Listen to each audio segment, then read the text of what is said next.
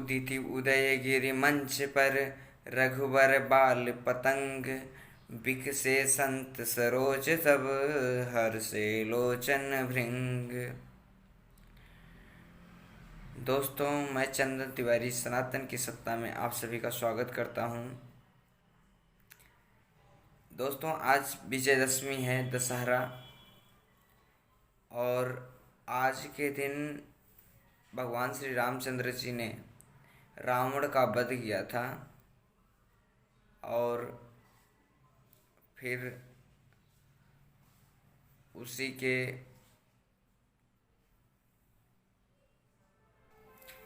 बाद आज के ही दिन रावण के पुतले को जलाया जाने लगा।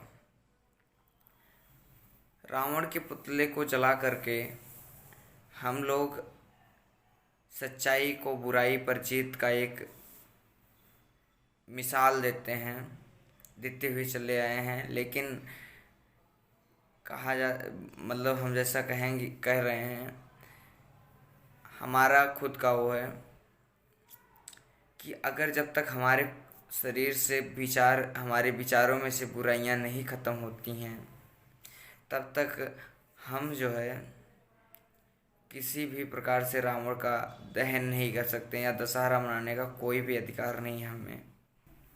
खैर, इन सब बातों को हम छोड़ते हैं।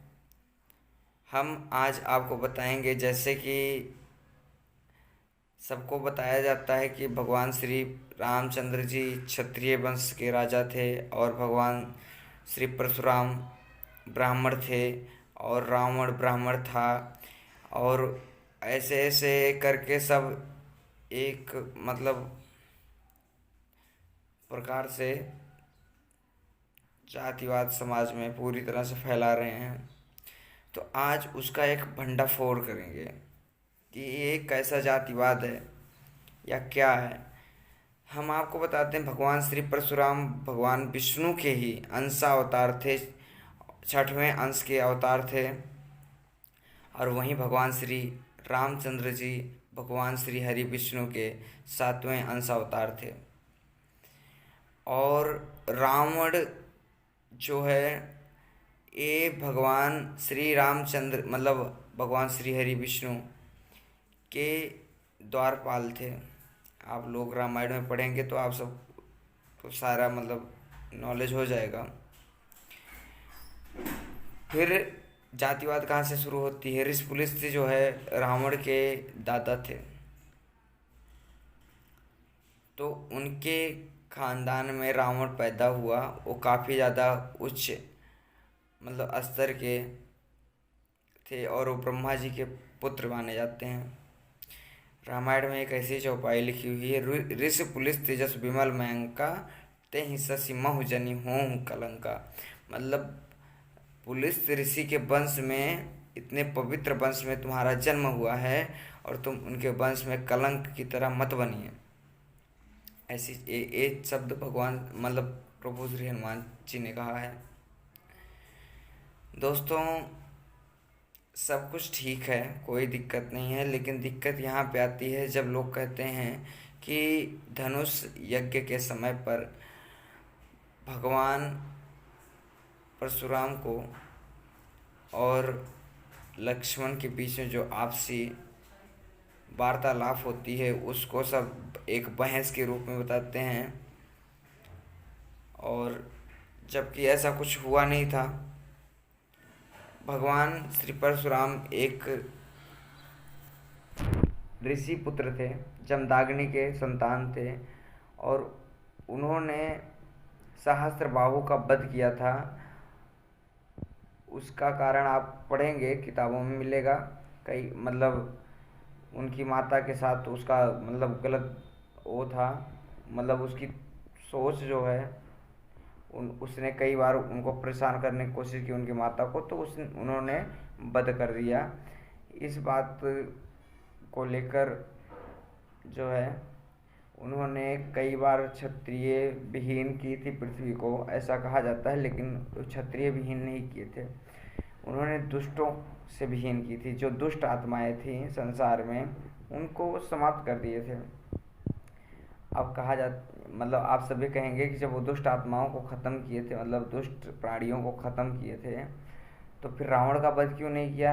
भाई साहब, उसका एक कारण है। रावण दुष्ट तो था, लेकिन जो विधाता है वहाँ मतलब वो डिसाइड कर देता है कि किसको, मतलब किस प्राणी को किसके अकॉर्डिंग मतलब दंड देना है या कैसा वध करना है। ये सब श्री हरि विष्णु और ब्रह्मा जी के द्वारा डिसाइड किया जाता है। तो वहाँ पे पहले से ही ब्रह्मा जी के द्वारा रचित है।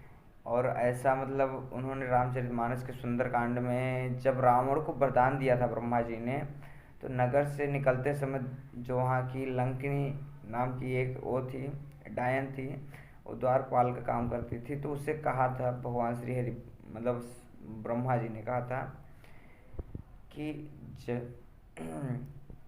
जब रावण ही ब्रह्म वर दीना चलत बिरंच कहा मशीना, मतलब जब रावण को ब्रह्मा जी ने वर दिया था तो चलते के साथ में ही उन्होंने उससे कहा था, विकल हो सीताएं कपि के मारे, तब जान निश्चर संहारे। मतलब तुम्हें अगर कोई कपि मतलब बंदर मारता है और तुम उसके मार से विकल हो जाओगे, तो समझ लेना निश्चर का संहार शुरू हो गया, अब उनका अंत जल्दी है। खैर चलिए ठीक है, अब यहाँ पे तो हम आपको बता दिए रावण का वध जो है ब्रह्मा जी ने पहले से डिसाइड कर दिया था। और धनुष यज्ञ में राम और परशुराम को एक जातिवाद में डिवाइड कर दिया जाता है और लोग उसे आगे चल के अपने समाज को ही डिवाइड कर देते हैं। तो हम आप सबको बता दें कि ऐसा कुछ नहीं है कि भगवान परशुराम जो है भगवान शिव के आराधक थे, और भगवान श्री हरि विष्णु भी भगवान शिव के आराधक हैं, और भगवान श्री रामचंद्र भी भगवान शिव के आराधक हैं। ये सब चीज़ें कॉमन है सबके अंदर, और एक चीज़ भी सबको पता है कि वो सब एक ही हैं। इसलिए हम आप सबको ये बताना चाहते हैं कि ईश्वर को किसी जातिवाद में डिवाइड करने का कोई भी अधिकार हमारे पास नहीं है। उनकी खुद की लीला है। और भगवान श्री कृष्ण भगवान श्री हरि के ही अंश अवतार हैं।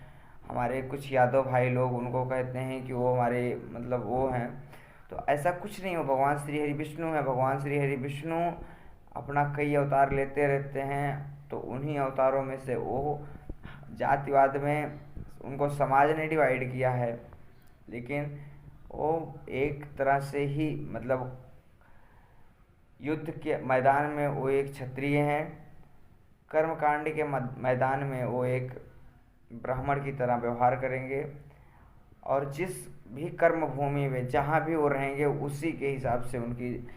अब जैसे वो गोकुल में थे तो भगवान श्री कृष्ण यादव थे, यदुवंशी थे, लेकिन जब हस्तिनापुर में या कंस का वध किया तो उस समय क्षत्रिय का कार्य किया था।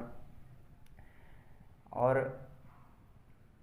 दोस्तों इसी तरह हम आप सबको बताते रहते हैं कि हम आपस में, और ख़ास करके हमारे उत्तर प्रदेश में जातिवाद में बहुत ज़्यादा ही डिवाइड किया जा रहा है मतलब एक समाज को, जो पिछले कुछ दिनों पहले एकदम मतलब क्लियर हो गया था कि जातिवाद किसी प्रकार से नहीं है। और मतलब समाज ने एकत्र होकर विपक्षियों को मुंह तोड़ जवाब दिया था, लेकिन आने वाले दिनों में फिर से वैसे ही डिवाइड किया जा रहा है समाज को।